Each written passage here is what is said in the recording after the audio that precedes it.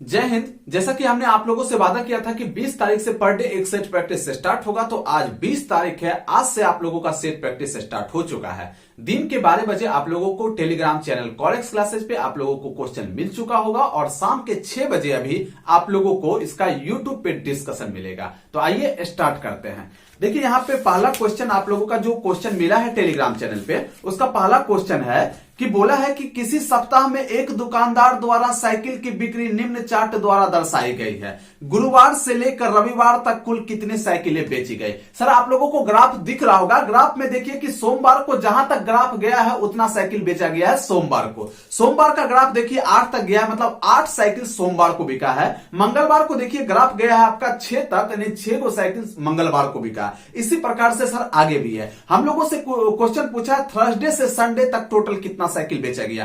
Thursday बोलते हैं यहां पर बृहस्पतिवार को। बृहस्पतिवार को टोटल 12 साइकिलें बेची गई हैं। जब ध्यान दीजिएगा, बृहस्पतिवार को टोटल 12 साइकिल बेचा गया है और बोला हमको रविवार तक का टोटल बताइए कितना साइकिल बेचा गया है। तो आप देखिए शुक्रवार को टोटल कितना साइकिल बेचा गया है, 10 साइकिल। तो यहां पे 10 जोड़ेंगे। आगे जरा सा ध्यान दीजिएगा, यहां पे शनिवार को टोटल कितना, देखिए 8 और 6 के बीच में है, मतलब 7 साइकिलें जो है शनिवार को बिकी है, प्लस हो जाएगा 7। और देखिए यहां पे और बोला है रविवार को, रविवार का ग्राफ देखिए 12 और 10 के बीच में है, मतलब 11 साइकिल रविवार को बिका है। ये टोटल को हम लोग जोड़ के बता देंगे तो पता चल जाएगा कि बृहस्पतिवार से लेकर रविवार तक टोटल कितनी साइकिलें बिकी हैं। आइए जरा सा ध्यान दीजिएगा सर। 7 1 8, 8 2 कितना हो जाएगा 10। यहां देखिए 1 1 2 2 1 3 3 1 कितना हो जाएगा 4। यानी बृहस्पतिवार से लेकर रविवार तक टोटल कितना साइकिल बिका है, 40 साइकिलें बिकी है। ठीक है, ऑप्शन नंबर आपका सी हो जाएगा। अगले सवाल पे बढ़ जाते हैं हम लोग। अगला सवाल सुनिएगा क्या बोला है।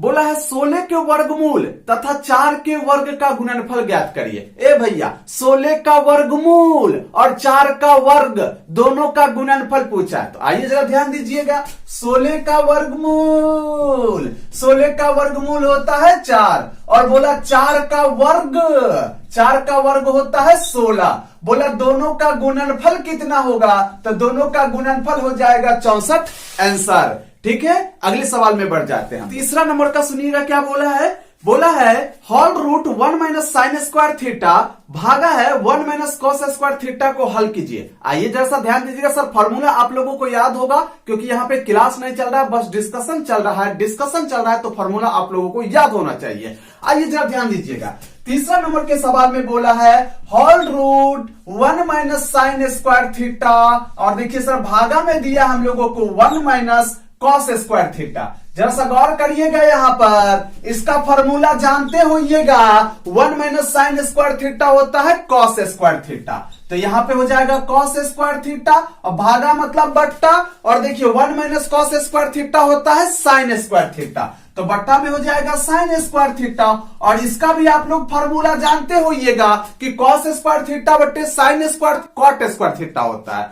तो यहां पे हम लोग क्या लिखेंगे, कॉट स्क्वायर थीटा, और स्क्वायर और रूट कट जाएगा तो आंसर क्या हो जाएगा हम लोगों का, कॉट थीटा आंसर हो जाएगा। ठीक है, अगले सवाल में बढ़ जाते हैं हम लोग। चौथा नंबर का क्वेश्चन बोला है चक्रवृद्धि ब्याज के 8% वार्षिक दर से निवेश किए गए 37,500 रुपये 1.5 वर्षों में कितने हो जाएंगे, जबकि ब्याज की दर अर्धवार्षिक संयोजित होता है। सबसे पहले तो इस बातों को सुनिए कि सर जब भी ब्याज अर्धवार्षिक संयोजित होगा आप दर को आधा कर दीजिएगा और समय को दुगुना कर दीजिएगा। यह बात आप लोग अच्छे तरीके से जानते होइएगा। तो आइए यही काम करते हैं हम लोग।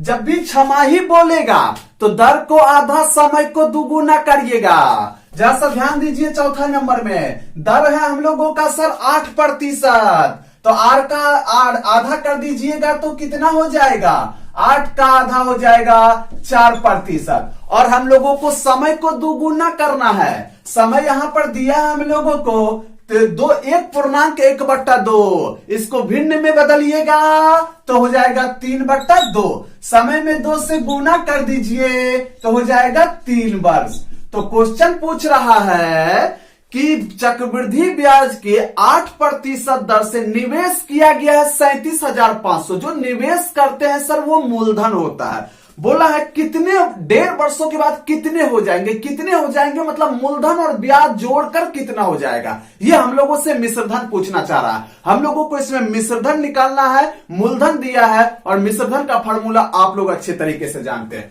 जरा सा गौर करिएगा, मिश्रधन बराबर होता है P इंटू 1 प्लस R बटे 100 टू दी पावर होता है T। मूलधन दिया हम लोगों को 37,500, 1 प्लस R दिया है 4, अब बट्टा हो जाएगा 100, समय दिया है 3। यहां पे देखिए जरा सा 37,500, यहां हो जाएगा 4 25 है 100, प्लस मतलब होता है सर पूर्णांक। यहां पे 25 एकम 25, 25 एक 26 बट्टा 3 को हम 3 बार गुना करेंगे, तो यहां हो जाएगा 26 बट्टा 25 और गुना हो जाएगा 26 बट्टा 25 गुना 26 बट्टा 25। सर इसको सॉल्व कर लीजिएगा, क्योंकि हम सॉल्व करेंगे तो समय ज्यादा ले लेगा, वीडियो ज्यादा लंबा बनेगा। जब इसको सॉल्व करिएगा तो आंसर आएगा आप लोगों का 42, सॉरी यहां पे आ जाएगा 42,182 पॉइंट हो जाएगा 40 आंसर। 5 नंबर का सवाल देखते हैं कि हम लोग क्या बोल रहा है। 5 नंबर का सवाल बोला है कि कोट ए बराबर 12/5 हो तो sine A plus cos A गुना कॉसेक ए का वैल्यू कितना होगा। जरा ध्यान दीजिएगा इधर, यहाँ पे 5वां नंबर का सवाल बोला है कॉट ए बराबर दिया 12/5, तो क्वेश्चन हम लोगों से पूछ रहा है साइन ए प्लस दिया है कॉस ए और इंटू में दिया है कॉसेक ए का वैल्यू कितना होगा। जरा सा ध्यान दीजिएगा सर, सबसे पहले तो इस बात को समझिए कि कॉट थीटा का फॉर्मूला क्या होता है। टेन थीटा का फॉर्मूला होता है लंब बटे आधार, यानी कॉट थीटा का फॉर्मूला हो जाएगा आधार बटे लंब। ये आपका हो जाएगा आधार और ये हो जाएगा आपका लंब। लंब आधार पता है तो यहां से सर हम लोग कर्ण निकाल लेंगे। कर्ण बराबर होता है रूट अंडर लंब स्क्वायर जोड़ आधार स्क्वायर, यानी हो जाएगा 12 का स्क्वायर हो जाएगा प्लस 5 का स्क्वायर। 12 का स्क्वायर होता है 144 और 5 का स्क्वायर होता है 25। 144 प्लस 25 हो जाएगा 169 का वर्गमूल कितना 13। यहाँ पे लंब आधार कर्ण निकल चुका है और सर सारे फार्मूला पे हम लोग बैठा देंगे तो आंसर निकल जाएगा। यहाँ ध्यान दीजिएगा साइन थीटा का फार्मूला क्या होता है, साइन थीटा का फार्मूला होता है लंब बट्टा कर्ण। तो लंब आपको कितना पता है, यहाँ पे देखिए तो जरा सा लंब आपको पता है 5, अब बट्टा यहाँ कर्ण कितना पता है 13। अब प्लस कॉस थीटा का फार्मूला क्या होता है, आधार बट्टे कर्ण होता है। आधार कितना आपको है 12, अब बट्टे कर्ण कितना है आपको 13 और गुना में क्या दिया हम लोग को कॉसेक ए। कॉसेक ए का वैल्यू कितना हो जाएगा सर, कर्ण बट्टा क्या हो जाएगा आपका लंब। कर्ण कितना दिया है आपका 13, लंब कितना हो जाएगा आपका बताइए जरा सा 5 हो जाएगा। यहाँ पे इसको सॉल्व कर लीजिएगा तो आंसर हो जाएगा 17/13 गुना हो जाएगा 13/5। 13 कट गया तो आंसर हो जाएगा हम लोगों का 17/5 आंसर। समझ में आ रहा है ना। अगला सवाल बोला है कि एक आदमी 25% हानि पर एक मेज को 4200 रुपया में बेचता है, तो बोला है 25% लाभ कमाने के लिए मेज को कितने मूल्य पर बेचना होगा। तो देखिए सर, कभी भी आपको विक्रय मूल्य सब निकालना हो तो क्रय मूल्य निकालना बहुत जरूरी है। और एक बात हमेशा याद रखिएगा, क्रय मूल्य अपने आप में हमेशा 100% रहता है। अगर आप 25% हानि पर बेचे हैं मतलब 75 क्रय मूल्य के 75% पे आप बेचे हैं। समझ में आ रहा ना। 25% लाभ कमाना है मतलब क्रय मूल्य 100% है और 25% मतलब इसके 125% पर बेचना पड़ेगा। ध्यान दीजिएगा जरा सा इधर, यहां पे हम लोगों का 6 नंबर का क्वेश्चन बोला है कि 25% हानि पर बेचा। ए भैया 25% हानि पर बेचे मतलब क्रय मूल्य के 75% पर बेचे होइएगा। और बोला है बिका है 4200 रुपया में, हम लोगों को मूल्य दिया है, विक्रय मूल्य दिया है 4200 रुपया, इतना में बेचा 75% हानि पर। अगर जितना प्रतिशत हानि या लाभ पर बेचे विक्रय मूल्य में उल्टा गुना कर दीजिएगा तो आपको क्रय मूल्य निकल जाएगा। उल्टा गुना मतलब क्या सर, प्रतिशत हटाइएगा नीचे 100 और इसका उल्टा गुना कर दीजिए तो क्रय मूल्य कितना हो जाएगा 4200 गुना हो जाएगा 100/75। ये क्रय मूल्य निकल चुका है। क्रय मूल्य अब अपने आप में 100% हो गया। तो क्वेश्चन बोला हमको 25% लाभ कमाना, तो क्रय मूल्य 100% है, 25% लाभ कमाना है, यानी 100% तो पहले से है, 25% लाभ, यानी इसके 125% पर बेचना पड़ेगा। यानी इसके 125% पर बेचना, प्रतिशत उड़ेगा नीचे 00, 0000 कट जाएगा। यहाँ पे यहाँ हो जाएगा 25 या 75, 25 25 105, 3 से काटिएगा 14 या 42 होता है, यहाँ 14 पंचे हो जाएगा 70, यानी 7000 रुपया में इसको बेचना पड़ेगा, तब जाके इसको 25% लाभ होगा। ऑप्शन नंबर हो जाएगा आपका सी। आइए 7 नंबर का सवाल सुनिएगा क्या बोल रहा है। 7 नंबर का सवाल बोला है कि दो स्थान ए और बी के बीच में 300 किलोमीटर दूरी है। दो स्कूटर यात्री ए और बी से एक साथ एक दूसरे की ओर बढ़ते हैं। बोला 2.5 घंटे के बाद उनके बीच की दूरी 25 किलोमीटर रह जाती है। यदि एक स्कूटर की चाल दूसरे स्कूटर से 10 किलोमीटर प्रति आवर अधिक है तो प्रत्येक स्कूटर की चाल किलोमीटर पर आवर में बताइए। आइए जरा सा ध्यान दीजिएगा सर, यहाँ पे बोला दो स्थान है आपका ए और बी। यहां ए है, यहां पर बी है। दो स्कूटर यात्री एगो इधर से एक दूसरे की ओर चला, मतलब क्या, एक दूसरे की ओर ऐसे चला है।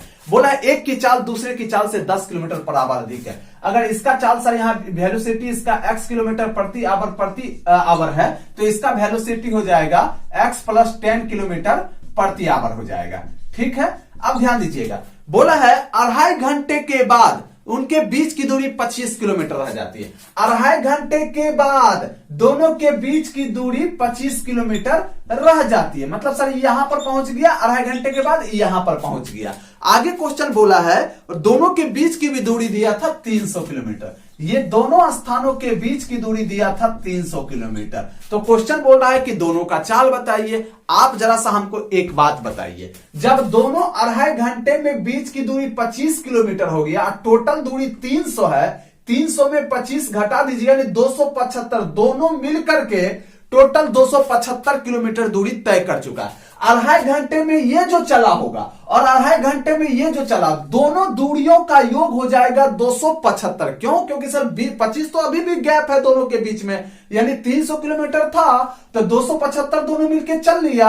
अभी कितना गैप है? 25 किलोमीटर। तो दोनों के दूरियों का योग बराबर कर देंगे हम लोग 275। अब यहां से यहां तक का दूरी कैसे निकालेंगे? 2.5 घंटे तक ये भी चला, 2.5 घंटे तक ये भी चला, यानी दूरी निकालना है। दूरी बराबर होता है 4 गुना समय कर देंगे तो ये दूरी निकलेगा, और 2.5 घंटे तक ये भी चला था, इसके समय गुना चाल कर देंगे तो इसका दूरी निकल जाएगा, और दोनों दूरियों का योग कितना हो जाएगा? 275 किलोमीटर। ध्यान दीजिएगा सर, यहां हो जाएगा x + 10 इंटू में हो जाएगा 2.5। ये हो गया 4 गुना समय बराबर यहां तक का दूरी, प्लस इसका देखिए, इसको ये भी 2.5 घंटे तक चला था, 4 गुना 2.5 कर देंगे यानी x गुना 2.5 बराबर ये हो जाएगा यहां से यहां तक का दूरी। ये दूरी प्लस ये दूरी बराबर हो जाएगा आपका 275 किलोमीटर। इसको सॉल्व कर लीजिए, 25 गुना 2.5 इंटू एक्स कितना हो जाएगा? 2.5x हो जाएगा, और प्लस 10 गुना 2.5 हो जाएगा 25, अब प्लस ये हो जाएगा 2.5x हो जाएगा, अब बराबर हो जाएगा 275। दोनों को जोड़ दीजिएगा तो हो जाएगा 5x, और ये 25 उधर जाके घटेगा तो हो जाएगा 250। x बराबर हो जाएगा 50 किलोमीटर प्रति आवर। सर x निकला मतलब इसका चाल निकल गया 50 किलोमीटर प्रति आवर, और बोला दोनों का चाल बताइए। इसका x + 10 है तो दूसरा का चाल कितना हो जाएगा? वेलोसिटी 1 निकल गया, वेलोसिटी 10 है, 2 है, x + 10 तो ये हो जाएगा आपका कितना? 60 किलोमीटर प्रति आवर आंसर हो जाएगा। समझ में आ रहा है ना बात सर? अगले सवाल तो हम लोगों का 8 नंबर में बोला है कि एक व्यक्ति ने 360 रुपये में 144 संतरा खरीदे, 10% के लाभ पर बेच दिए। तो बोला है प्रति दर्जन संतरे किस दर पर बिके? प्रति दर्जन मतलब 1 दर्जन संतरा सर कितना में बिका है, जबकि 10% लाभ पर बेचा था। जब 1 दर्जन संतरे का विक्रय मूल्य पूछा है तो हम लोग पहले 1 दर्जन संतरे का क्रय मूल्य निकालेंगे। आइए जरा सा ध्यान, जितना संतरे का विक्रय मूल्य पूछेगा उतने संतरे का क्रय मूल्य निकाल लीजिएगा सबसे पहले। तो यहां पर देखिए, यहां 8 नंबर के सवाल में 144 संतरा खरीदा है 360 रुपया में, इसलिए एक संतरा का क्रय मूल्य 360 बटा 144 हो जाएगा। इसीलिए 12 संतरा कितना में खरीदा होगा? 360 बटे 144 गुना 12, यानी 12 बड़े 44 से 12 तिया 36, यानी सर ये 12 संतरा खरीदा होगा 30 रुपया में। बोला है 10% लाभ पर बिका। ए भैया, जब 12 गो संतरा 30 रुपया में आप खरीदबे किए और 10% लाभ पर बेचे, यानी 100% तो पहले से है, मतलब इसके 110% पर बिका होगा, तब जाके 10% लाभ हुआ होगा। तो जान लेंगे इसका 110% कर देंगे, इसका 110% उड़ेगा नीचे, 00 ये 0 ये 0 ये 0 कट गया, यानी आप जो है ना 12 संतरा खरीदे हैं 30 रुपया में और 12 संतरा को बेच दिए हैं 33 रुपया में, इसीलिए आपको 10% का लाभ हुआ। तो बोला विक्रय मूल्य कितना, 33 रुपया, ऑप्शन नंबर सी हो जाएगा। अगले सवाल में बढ़ आगे 9 नंबर का सवाल सुनिएगा। बोला ए की लंबाई बी के लंबाई का 5/8 है, बी की लंबाई ए की लंबाई से अनुपात बताइए। जहां ध्यान दीजिएगा, बोला ए की लंबाई बी के लंबाई का 5/8 है। सर ध्यान दीजिएगा, यहां पे सबसे पहले तो ये सुनिए, ए और बी में तुलना कर दिया। अगर बोलेगा ए की लंबाई बी के लंबाई का 5/8 है तो डायरेक्ट रेशियो हो जाएगा 5:8। अगर बोलता सर ए की लंबाई बी की लंबाई से 5/8 अधिक है तब रेशियो निकालना होता। 5/8 अधिक बोलेगा तो जाके ऊपर जोड़ दीजिए, नहीं 13/8 दोनों का रेशियो हो जाएगा 8, 13 अनुपात कितना 8 हो जाएगा। समझ में आ रहा है बात। अगर पूछता सर कि ए और बी में तुलना करता और बोलता हम लोगों को ए का लंबाई बी के लंबाई से 5/8 या 13/5 कम है, 13/5 कम है, तो यहां पे सर ऊपर जाके माइनस कर देंगे, या 8/5 बोलता कम है तो ऊपर जाके माइनस कर देते, तो यह हो जाएगा 3/5, दोनों का रेशियो हो जाएगा 3 अनुपात कितना 5। सर जब अधिक बोलेगा तो ऊपर जाके जोड़ के रेशियो लिख दीजिएगा, जब कम बोलेगा तो ऊपर जाके घटा के दोनों का रेशियो लिख दीजिएगा। लेकिन अगर बोलेगा कि ए बी का 5/8 है तो डायरेक्ट लिख दीजिएगा, दोनों का रेशियो 5:8 हो जाएगा। ये हम लोगों को तो ए और बी का रेशियो निकला। क्वेश्चन बोला बी और बी का ए से अनुपात बताइए, तो बी को पहले लिखिए, ए को बाद में लिखिए, आंसर हो जाएगा 8:5 आंसर। ऑप्शन नंबर कितना हो जाएगा आप लोगों का, ऑप्शन नंबर हो जाएगा डी। ठीक है, अगले सवाल में बढ़ जा 10 नंबर का। बोला 2 क्रमानुपात संख्याएं ज्ञात कीजिए जिसमें पहले अंक का 3 गुना दूसरे अंक के 2 गुने से 5 अधिक हो। अब देखिए सर, इसको तो हम लोग बाय ऑप्शन भी चल सकते हैं। बोला है जिसमें 2 क्रमागत संख्या ज्ञात करना है, जिसमें पहले अंक का 3 गुना और दूसरा जो क्रमागत अगला वाला है उसका 2 गुने से 5 अधिक होना चाहिए। इसको बाय प्रोसेस भी बना सकते हैं, बाय ऑप्शन भी बना सकते हैं। तो पहले हम लोग बाय प्रोसेस देख लेते हैं। सर यहां पे बाय प्रोसेस देखने के लिए आपको ये बोला कि 2 क्रमानुपात संख्या, तो पहला अगर x होगा तो दूसरा x+1 होगा। क्रमागत मतलब यही होता है। बोला है पहले का 3 गुना, पहले का 3 गुना, बोला दूसरे के 2 गुना, तो दूसरा का 2 गुना कर दीजिए, दूसरा के 2 गुना से 5 अधिक, दूसरे के 2 गुने से 5 अधिक है। ये मतलब सर दूसरे के 2 गुने से 5 अधिक के बराबर है, के बराबर नहीं बोलता है, आपको समझ जाना। अगर बोलेगा ना ए बी का 2 गुना है, मतलब ए बी के 2 गुना के बराबर है, ऐसा बोलना चाह रहा है। ये यहां पे क्या बोला, पहले का 3 गुना और दूसरा के 2 गुना से 5 अधिक है, मतलब दूसरे के 2 गुने से 5 अधिक के बराबर है। ये अब दोनों x का वैल्यू निकल जाएगा, x का वैल्यू निकाल लेते हैं। यहाँ पे 3x बराबर हो जाएगा 2x + 2, आप गुना करके 5 हो जाएगा। यहाँ 5 2 7, यहाँ देखिए इधर आके 2x घटेगा तो x बराबर हो जाएगा कितना 7। जब x निकल गया तो दूसरा हो जाएगा कितना 8 हो जाएगा। सर दोनों संख्या यहाँ पे निकल चुका है क्रमागत, एक होगा 7, दूसरा क्या हो जाएगा 8। ठीक है, अगले सवाल हम लोग 11 नंबर का सवाल क्या बोल रहा है। बोला मीना ने बैंक से 2,75,000 रुपये का कार लोन लिया, उसने 8% वार्षिक दर से ब्याज का भुगतान किया, 3 वर्ष में पूरा भुगतान कर दिया। भुगतान करते समय उन्होंने अपना पुराना स्कूटर तथा 3,35,000 रुपये बैंक को अदा किए। स्कूटर का कुल मूल्य बताइए। ध्यान दीजिएगा जरा सा, मीना जो है ना स्कूटर बेच करके सर कार लेना चाह, क्या किया कि एक कार लोन के लिए ये लोन लिया 2,75,000 रुपए है 8% की दर से, और 3 वर्ष के बाद सर ये क्लियर नहीं कर पाया, इसके पास पैसा कम ही था तो उसको 3,35,000 रुपया दिया और अपना पुराना स्कूटर भी दे दिया, यानी कार पे चढ़ने के लिए सर स्कूटर इसने बेचा है। आइए जरा सा ध्यान दीजिएगा 11 नंबर के सवाल में क्या बोल रहा है।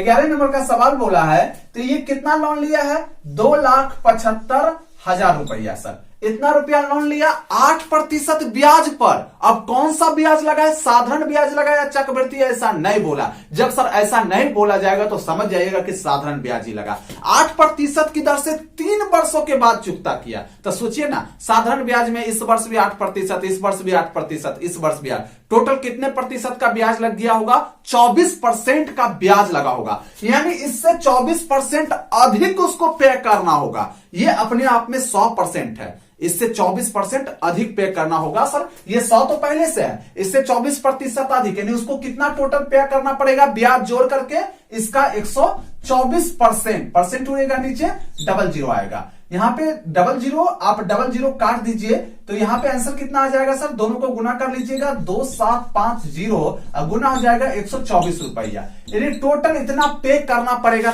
3 साल के बाद, और 3 साल के बाद ये इतना पे करना पड़ेगा। 3 साल के बाद उसने पे कितना किया है, पे किया है 3,35,000 रुपया एगो स्कूटर, यानी टोटल कितना पे किया 3,35,000 रुपया प्लस एगो स्कूटर। स्कूटर का मूल्य हम लोग को नहीं पता है, कुछ ना कुछ तो मूल्य होगा, यानी 3 लाख प्लस स्कूटर का मूल्य X रुपया, यानी टोटल इतना पे किया, लेकिन पे कितना करना पड़ेगा उसको, तो पे करना पड़ेगा इतना, इसको दोनों को गुना कर लीजिएगा सर, आंसर आ जाएगा आपका, ये हो जाएगा 2750 गुना हो जाएगा 124। अब यहां पे टोटल इतना पे करना होगा हम जानते हैं, लेकिन वो पे कितना किया 3,35,000 प्लस स्कूटर मतलब X रुपया, यानी टोटल इतना पे किया, इतना पे करना होगा, पूरा खत्म हो गया पैसा, X का वैल्यू निकाल लीजिएगा यहां से, तो हो जाएगा 6,000 रुपया। समझ में आ रहा है बात, यानी पुराना स्कूटर का मूल्य कितना होगा 6,000। अगले सवाल में क्या बोल रहा है, बोला एक टैंक में 2 नल X तथा Y 5 तथा 10 घंटे में भरा जा सकता है, जबकि एक अन्य नल Z उसको 20 घंटे में खाली कर देता है। तीनों नल एक साथ खोल दिया जाए तो टैंक भरने में कितना समय लगेगा। आइए जरा सा ध्यान दीजिए सर, पहले तो टंकी बना लेते हैं, इसमें 2 को नल यहाँ पे भरने वाला है। पहला नल जो है 5 घंटे में भर सकता है, दूसरा नल जो है अकेले खोल दीजिएगा, इसको 10 घंटे में भर सकता है, और तीसरा का एगो छेदा है जिससे वो अकेले खुला रहेगा ना, पूरा भरल का टंकी को 20 घंटा में खाली कर देगा। बोला तीनों एक साथ खोल दिया, तीनों एक साथ खोल दिया तो ये 2 भर रहा है, ये खाली कर रहा है। बोला कितने समय में जो है पूरा का पूरा टंकी आपका क्या हो जाएगा, भरा जा सकता है। तो ध्यान दीजिएगा सर, डायरेक्ट लोग क्या बोलते हैं कि अच्छा ये दोनों भरे वाला, तो दोनों को जोड़ के ही घटा दीजिए, आंसर आ जाएगा। सर डायरेक्ट आप समय को जोड़ नहीं सकते, तो इसके लिए क्या करना पड़ेगा, आपको ये निकालना पड़ेगा, जब ये अकेले 5 घंटे में भर सकता है तो ये 1 आवर में कितना भरेगा, 1 आवर में कितना भरेगा सर, 1/5 पार्ट, समय का उल्टा पार्ट हो जाता है। ये 1 आवर में कितना भरेगा, 1 आवर में भरेगा 1/10 पार्ट। ये 1 आवर में कितना खाली करेगा, 1/20 पार्ट खाली करेगा। अब जो भरने वाला है उसको जोड़ दीजिए, और जो खाली करने वाला उसको घटा दीजिए, तो यहां हो जाएगा 1/5 प्लस 1/10 माइनस हो जाएगा 1/20। एलसीएम लीजिएगा तो दोनों का आ जाएगा, तीनों का 20 हो गया, 4 पंचे 20, 5 चौका 20, 4 एकम 4, 10 दूना 20, 2 हो जाएगा माइनस, ये हो जाएगा 1, ये 4 2 6 में से 1 गया, 5/20 हो जाएगा। इतना पार्ट भर जाएगा, 1 घंटे का निकलेगा सर, क्योंकि 1 घंटे का जोड़े घटाए हैं। 1 घंटा में कितना, 1/4 पार्ट भरेगा।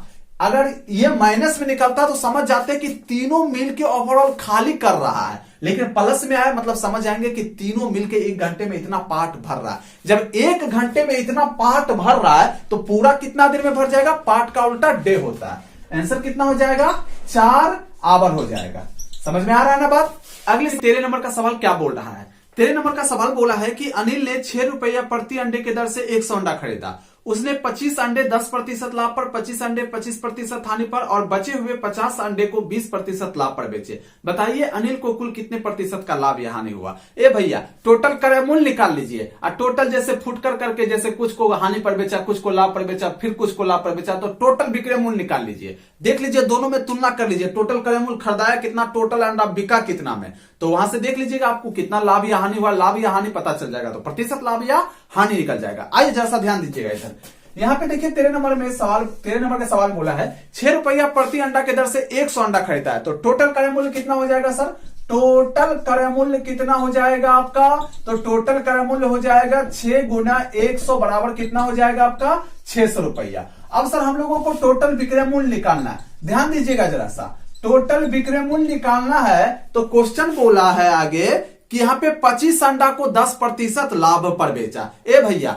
जब यहाँ पर एक अंडा का क्रय मूल्य 6 रुपया था तो 25 अंडा कितना में खरीदा होगा, 25 छक्के के कितना होता है 150, यानी 150 अंडा का क्रय मूल्य जो है ना, जिस अंडा को 150 में खरीदा था उसको 10% लाभ पर बेचा, तो 150 वाले अंडा को 10%, यानी इसके 10% लाभ मतलब क्या कि क्रय मूल्य 100% है, 10% इससे 10% अधिक में बिका होगा, इसके 110% पर बिका। ठीक है, कितना 25 अंडा। आगे बोला है 25 अंडा 25% हानि पर, तो 25 अंडा 25% हानि पर बिका, तो पहले 25 अंडा का क्रय मूल्य तो निकालिए। एक अंडा का क्रय मूल्य 6 रुपया था, तो 25 अंडा का क्रय मूल्य 150 रुपया, और 150 वाला अंडा इसका 25% हानि पर बिका। ठीक है, मतलब ये क्रय मूल्य 100% है, अब 25% हानि पर बिका, मतलब इसके 75% पर बिका है ना। ध्यान दीजिएगा, 75% मतलब ये 75/100 पर बिका। आगे क्वेश्चन बोला है कि 50 अंडा 20% लाभ पर बिका। ए भैया, 50 अंडे 20% लाभ पर बिका, तो एक अंडा का क्रय मूल्य कितना, 6 रुपया। अब 50 अंडा का क्रय मूल्य निकालिए, तभी विक्रय मूल्य निकाल पाइएगा।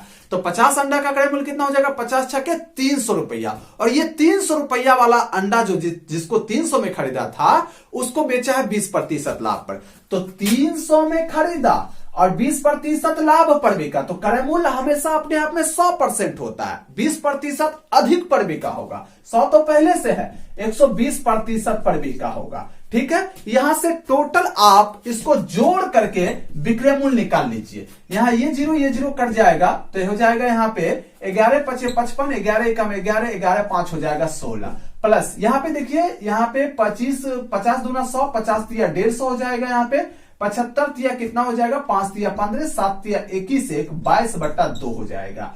प्लस देखिए यहाँ डबल जीरो कट जाएगा, तो 12 तिया कितना हो जाएगा आपका 36, 360 रुपया हो जाएगा। अब यहाँ पे सबको हम लोग जोड़ लेंगे, सबको जोड़ लीजिए जरा से, यहाँ पे देखिए तो कितना हो जाएगा, जोड़ लीजिएगा। यहाँ पे चलिए इसको भागा दे ही देते हैं, यहाँ पे हो जाएगा, ये दोनों को जोड़ लेंगे तो 5 हो जाएगा, और यहाँ पे हो जाएगा 6 कितना 12 हो जाएगा, 3 1 कितना 4 हो जाएगा, 3 1 4, 4 1 5 हो जाएगा। अब प्लस 2 से भागा दीजिएगा, 2 एकम 2, 2 एकम 2, 2 दूना 4, 2 5 10, इसको भी जोड़ना पड़ेगा सर। यहाँ पे 0.5 हो जाएगा, 5 2 7 हो जाएगा, 3 हो जाएगा, 5 1 6 हो जाएगा। यानी टोटल अंडा मिला करके, लाभ हानि मिला करके बिका है 637.5 रुपया में। बोला बताइए लाभ हुआ कि हानि? लाभ है ना हुआ सर, टोटल खरीदा था 600 में और टोटल बिका है 37.5 रुपया में, यानी 37.5 रुपया का क्या हुआ, इसको लाभ हुआ है। तो अब बोला प्रतिशत लाभ, बताइए प्रतिशत लाभ बराबर क्या होता है, लाभ गुना 100, लाभ गुना 100 बट्टा होता है टोटल क्रय मूल्य, बट्टा हो जाएगा 600। तो यहां देखिए पॉइंट उड़ाइएगा, नीचे 0 आ जाएगा, ये जीरो कट जाएगा, 6 से इसमें भागा दीजिएगा, 6 6 के 36, 1 5 तो हो जाएगा 6 दूना 12 और 3 0 हो जाएगा 6 5 30, लेकिन 10 से भागा दीजिएगा तो सर पॉइंट एक और पीछे खिसक जाएगा, यानी 6.25% का इसको लाभ हुआ है। समझ में आ रहा है ना सर? अगले सवाल में बढ़ जाएगा 14 नंबर का सवाल बोला है कि एक कंपनी में 10 कर्मचारियों का प्रति कर्मचारी इतना रुपया और 15 कर्मचारियों का प्रति कर्मचारी इतना रुपया वेतन मिलता है। बोला पूरे कर्मचारियों का औसत वेतन बताइए। औसत वेतन मतलब होता है सभी कर्मचारियों का टोटल वेतन बटे कर्मचारियों की संख्या बराबर औसत निकलता है। आइए जरा सा ध्यान दीजिएगा, यहाँ पे क्या बोला क्वेश्चन सर हम लोगों को, यहाँ पे देखिए तो जरा सा 14 नंबर में बोला है 10 कर्मचारी प्रति वेतन कितना है, प्रति कर्मचारी का वेतन 36,200, और फिर और 15 गो है, 15 कर्मचारी और है जिसका प्रति व्यक्ति वेतन कितना है 33,550 है। बोला टोटल कर्मचारी का औसत वेतन बताइए। सर टोटल कर्मचारी का टोटल वेतन पहले निकालना पड़ेगा। जब सोचिए कि 10 कर्मचारी में प्रत्येक का वेतन है 36,200, प्रत्येक मतलब एगो का वेतन 36,200, तो 10 का कितना हो जाएगा 36,200 गुना हो जाएगा 10, प्लस फिर 15 कर्मचारी में प्रति व्यक्ति का वेतन है 33,550, प्रति व्यक्ति का वेतन दिया है, तो टोटल कितना हो जाएगा 15 का 33,550 और गुना हो जाएगा आपका 15। ये 10 व्यक्तियों का टोटल वेतन, 15 व्यक्तियों का टोटल वेतन, दोनों को जोड़ दिए तो ये हो गया सर 25 व्यक्तियों का टोटल वेतन, और इसमें आप 25 से भागा दे दीजिएगा तो 25 व्यक्तियों का एवरेज वेतन निकल जाएगा। जब इसको आप सॉल्व कर लीजिएगा तो ऑप्शन आ जाएगा आपका 34,610 रुपया आंसर हो जाएगा। तो आइए हम लोग देखते हैं 15 नंबर का सवाल क्या बोल रहा है। 15 नंबर का सवाल बोला है कि राज ने अपने 4 विषयों में 67, 69, 78 और 88 अंक प्राप्त किए हैं। बोला है आगे बोला उसे अपने 5वें विषय में कितने अंक प्राप्त करने चाहिए ताकि उसके औसत अंकों का अंक 80 हो जाए। ये सर पांचों का औसत 80 पुराना चाह रहा है, जिसमें 4 का अंक दिया है। बोला पांचवा में कितना अंक ले आए ताकि पांचों का औसत 80 हो जाए। जरा सा बोर्ड पे समझिएगा, यहां पे ध्यान दीजिएगा सर। 15 नंबर के सवाल में 5 विषय है। पहला विषय, ये दूसरा विषय है, ये तीसरा विषय है आपका, ये चौथा विषय है और ये आपका 5वां विषय है। और बोला 4 विषयों का अंक हम लोगों को दिया है। 4 विषयों का अंक है 67, इसमें है इसको प्राप्त हुआ है 67, इसमें प्राप्त हुआ है इसको 69 और इसमें प्राप्त हुआ है इसको 78, इसमें प्राप्त हुआ है 88। ये बोला पांचवा में कितना प्राप्त कर ले, ए भैया पांचवा में कितना अंक प्राप्त कर ले ताकि इन पांचों का एवरेज हो जाए 80। पांचों का एवरेज 80 हो जाना चाह रहा है ये। बोला पांचवा में कितना अंक प्राप्त करना पड़ेगा, हमको नहीं पता है, हम मान लेते हैं कि पांचवा में एक्स मार्क प्राप्त कर लेगा तो 80 हो जाएगा औसत। मान लिए तो हो गया, माना हमने 5वां विषय में एक्स अंक प्राप्त करना पड़ेगा। जब ये पांचों का एवरेज है तो हम भी पांचों का एवरेज ही निकालेंगे। एवरेज बराबर एवरेज कर देंगे, एक्स का वैल्यू निकल जाएगा। ये पांचों का एवरेज कैसे निकालते हैं, पांचों का योग बट्टा 5 करेंगे। ये हो जाएगा 67 प्लस 69 प्लस हो जाएगा 78 प्लस हो जाएगा 88 प्लस हो जाएगा एक्स बट्टा में हो जाएगा 5। ये पांचों का एवरेज अब बराबर कर दिए पांचों का एवरेज। अब यहां से x का वैल्यू निकालना है सर, 5 से गुना कर देंगे, ये तीनों का योग हो जाएगा 302 और प्लस हो जाएगा x बराबर में इसको गुना कर दीजिएगा तो 8 पंचे 40, 400 हो जाएगा। x बराबर ये उधर जाके माइनस करिएगा तो आंसर कितना हो जाएगा 98। x बराबर हो जाएगा 98, यानी इसको 5वां विषय में 98 अंक प्राप्त करना होगा, जिससे कि पांचों विषय का औसत कितना हो जाएगा 80 हो जाएगा। ऑप्शन नंबर आपका डी हो जाएगा। तो अगला सवाल सुनिएगा 16 नंबर का। बोला है एक यात्री ने बस में यात्रा करते हुए पाया कि बस ने 35 विद्युत खंभे 1 मिनट में का पार किया। 35 गो विद्युत का खंभा, 1 गो 2 गो 3 गो, इस प्रकार से 35 गो खंभा को 1 मिनट में पार कर गया। आगे क्वेश्चन बोला है दो खंभों के बीच की दूरी 50 मीटर है तो बस की रफ्तार कितनी है। एक बात बताइए जरा सा सर आप यहाँ पे, जैसे अगर हमारे पास 3 गो खंभा को ट्रेन पार कर लेता तो 2 गो गैप बन रहा है ना बीच में, एक गो गैप 50 मीटर का है, अगला गैप 50 मीटर का है, यानी 3 गो खंभा को पार किए मतलब टोटल 100 मीटर दूरी तय किए, यानी 3 गो खंभा है तो 2 गो गैप बना। अगर सर यहाँ पे हम 4 खंभा बना लेंगे तो क्या गो गैप बनेगा, 1 2 और ये 3, सब 50-50 मीटर का होगा, यानी 4 गो खंभा पार किए यानी 3 गो गैप बना होगा। 3 गो गैप, प्रत्येक गैप 50 मीटर का है, यानी हम लोग 150 मीटर तय कर लिए होंगे। समझ में आ रहा है ना सर, यानी जितना खंभा होगा उससे एक कम गैप होगा। यहां पे 35 खंभे को पार किया तो 35 से एक कम कितना 34 गो गैप बना होगा, और 34 प्रत्येक गैप 50-50 मीटर का है, तो टोटल कितना दूरी हो जाएगा आइए जरा ध्यान दीजिएगा। तो यहां पे टोटल दूरी हो जाएगा जो वो तय किया है, टोटल दूरी बराबर हो जाएगा 34 गुना कितना 50 हो जाएगा। गुना करिएगा इसको तो 0 4 5 20 हो जाएगा, 5 3 15 2 17 हो जाएगा। यानी ये सर 35 खंभे को पार किया मतलब 34 गो गैप तय कर लिया होगा। एक गैप की दूरी 50 मीटर तो 34 गैप की दूरी हो जाएगा 1700 मीटर, यानी इन्होंने 1700 मीटर दूरी को 1 मिनट में तय कर लिया है। तो 1 मिनट यानी कितना सेकेंड, 1 मिनट बराबर हो जाएगा 60 सेकेंड। अगर सर दूरी मीटर में दिया ना तो समय को आप सेकेंड में निकाल लीजिएगा, अगर दूरी किलोमीटर में होता तो समय को हम लोग आवर में ले आते, इससे हम लोगों का चाल तुरंत निकल जाता है। तो क्वेश्चन बोल रहा था बताइए रफ्तार, रफ्तार मतलब चाल बताइए। चाल बराबर क्या होता है यहाँ पे, चाल बराबर क्या होता है सर, चाल बराबर होता है दूरी बट्टा समय। जरा ध्यान दीजिएगा, दूरी बट्टा होता है समय। दूरी हम लोगों को दिया है 1700 मीटर और समय दिया हम लोगों को 60 सेकेंड। ये सर जो चाल निकलेगा वो मीटर पर सेकेंड में निकलेगा, लेकिन जो हम लोगों का ऑप्शन दिया वो किलोमीटर पर आवर में दिया है, तो चाल तो हम लोगों का यही हो जाएगा काट फाट के, लेकिन मीटर पर सेकेंड में निकलेगा। मीटर पर सेकेंड को किलोमीटर पर आवर में बदलने के लिए 18/5 से गुना करना पड़ता है। तो यहाँ पे हो जाएगा 1700/60 और गुना हो जाएगा 18/5। अब ये किलोमीटर प्रति आवर में बदल चुका है। जब इसको सॉल्व कर लीजिएगा तो आंसर आएगा आप लोगों का 102 किलोमीटर प्रति आवर। यानी आपका ऑप्शन कितना हो जाएगा? ऑप्शन हो जाएगा आप लोगों का बी नंबर आंसर। ये सर हम यहां पे कैलकुलेट कर लिए हैं, आप लोग घर पे कर लीजिएगा तो आंसर आपको 102 ही आएगा। ठीक है, अगले सवाल में बढ़ जाते हैं। तो अगला सवाल सुनिएगा 17 नंबर का। बोला अजय और अमन और अजय एक दीवार को 9 घंटे और 12 दिनों में कर सकते हैं। दोनों मिलकर कार्य करते हैं तो वे कितने दिनों में इसे पूरा कर लेंगे? ध्यान दीजिएगा, इस सबको पता होगा। ये बोला अजय किसी काम को 9 दिन में कर लेता है। सॉरी, अमन है। अमन किसी काम को कितना दिन में कर लेता है? 9 दिन में।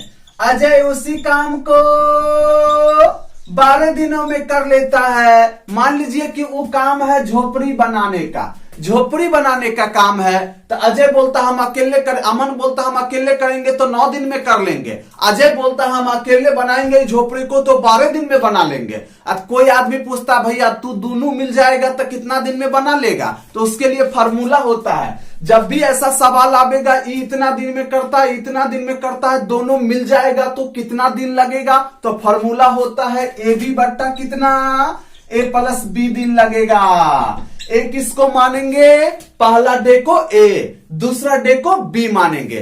तो यहां पे सर ए बी का वैल्यू रख दीजिए। 9 गुना हो जाएगा 12 और 12 प्लस 9 हो जाएगा कितना? 21 हो जाएगा। ये हो जाएगा 3 7 21, 3 3 9, ऊपर हो जाएगा 36 बट्टा कितना? 7 दिन लगेगा। इस भागा दीजिएगा तो 5 पूर्णांक 7 5 35, 1/7 दिन, यानी 5.1/7 दिन लगेगा। 5 दिन से थोड़ा ज्यादा दिन लगेगा। ठीक है, ऑप्शन नंबर आपका ए हो जाएगा। बढ़ जाते हैं हम लोग अगले सवाल। अगला सवाल सुनिएगा आप 18 नंबर का। बोला है 50 से 100 के मध्य टोटल कितनी अभाज्य संख्या है? ध्यान दीजिएगा, 18 नंबर सवाल में बोला है 50 से 100 के बीच में टोटल कितना अभाज्य संख्या। अभाज्य संख्या किसको कहते हैं ये बात आप लोगों को अच्छे तरीके से पता होगा। अभाज्य संख्या बोलते हैं सर ऐसा कोई भी संख्या जो एक एवं स्वयं के अलावा किसी से भी ना फसल हो उसको अभाज्य संख्या बोलते हैं। यानी इसका साफ अर्थ है ऐसा कोई भी संख्या जो एक एवं स्वयं के अलावा किसी से भी ना कटे सब अभाज्य संख्या है। जैसे इन दोनों के बीच में सर अगर खोजिएगा स्वयं के अलावा किसी से ना करता हो सब अभाज्य है, तो सर यहां से यहां तक खोज लीजिएगा ना तो टोटल आपको 10 गो अभाज्य संख्या मिलेगा। वो खोजना पड़ेगा। अभाज्य संख्या ढूंढने का सर कोई तरीका नहीं। बहुत लोग याद कर लेता है कि 50 से लेकर 100 तक में 10 गो अभाज्य संख्या है। तो आप याद कर लीजिए। जैसे 52 नहीं है सर, 52 क्यों नहीं है? एक से भी करता है, स्वयं से भी करता है, 2 से भी कर जाता है, 26 से भी कर जाता है, 13 से भी कर जाता है। तो इसलिए अभाज्य नहीं है। अभाज्य किसको बोलेंगे? जो एक एवं स्वयं के अलावा किसी से भी ना कटे। तो ऐसा संख्या को ढूंढ लीजिएगा 100 तक में जो एक एवं स्वयं के अलावा किसी से ना कटे सब अभाज्य है। तो यहां पे ढूंढिएगा तो टोटल क्या वो अभाज्य संख्या मिलेगा? ये दोनों के बीच में 10 अभाज्य संख्या मिलेगा। ठीक है, अगले सवाल में बढ़ जाते हैं। तो अगला सुनिएगा 19 नंबर का सवाल। बोला दो संख्याओं का गुणनफल है 35 828। बोला एचसीएफ है 26 तो उनका एलसीएम कितना होगा?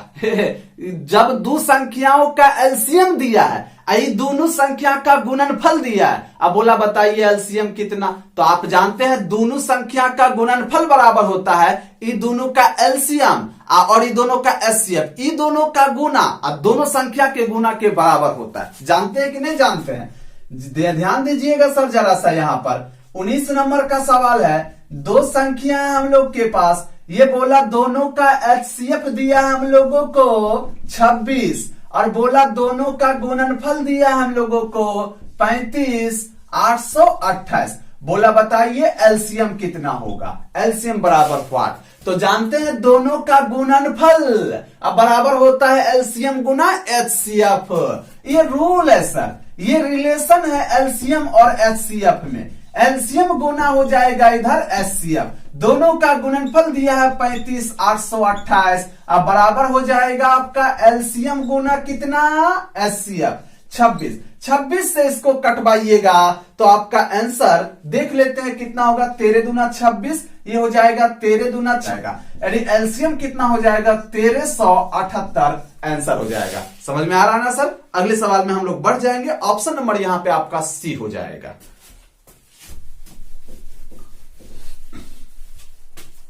तो अगला सवाल जरा सा सुनिएगा आप 20 नंबर का। बोला a माइनस बी का होल स्क्वायर भागा a प्लस बी बराबर 25, तो a माइनस बी कितना होगा। ध्यान दीजिएगा जरा सा।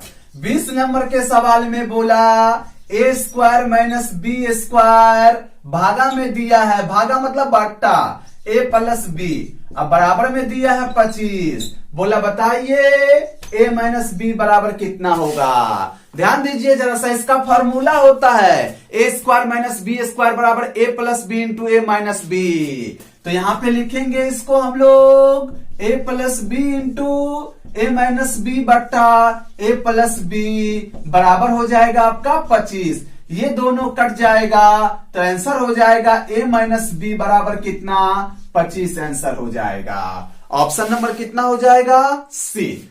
तो अगर आप लोगों को क्लास अच्छा लगा है तो ये वीडियो ज्यादा से ज्यादा लोगों तक शेयर करिए ताकि उन लोगों का भी बहुत ज्यादा हेल्प हो पाए। तो मिलते हैं हम लोग नेक्स्ट क्लासेज में, तब तक के लिए जय हिंद जय भारत।